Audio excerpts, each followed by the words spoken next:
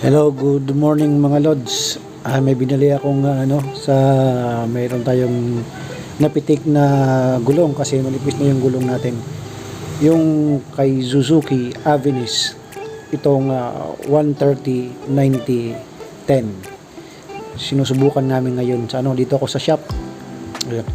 Medyo pinatagilid namin yung ng motor para mapasok yung yung goma. Kasya naman siya mga lods, merong konting sayad lang doon sa dulo, pero mariremedyohan natin yan. Pinatanggal ko na pala yung yung tire hugger nya kasi ganun lang din naman para hindi ko na mapatabasan, sayang din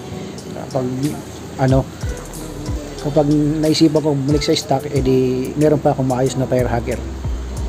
Susubukan natin yan mamaya lods. Nga pala, ayan maganda na, para na siyang mukhang ADB. Malaki na yung goma niya sa likuran. Tingnan nyo, parang naging mukhang magtata yung dalawa, yun yung stock. Ayan mga lods, tingnan nyo. Ayan, kaya naman po 130/90/10 sa donkey natin. Yun, 130/90/10. Medyo sumayad lang siya dito konti kasi bago pa yung gulong. Yan, ang sayad lang yan siya dyan. Sa yan, sa shock, cover ng shock. Yun lang naman po. Tapos medyo tumaas siya sa sa performance. Naman, wala namang pinagbago.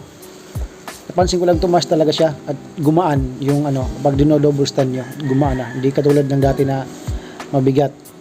Tapos yun lang mga boss, at least nakapagbigay ako ng tulong sa inyo kung nagbabala kayong magpalit ng rear shock.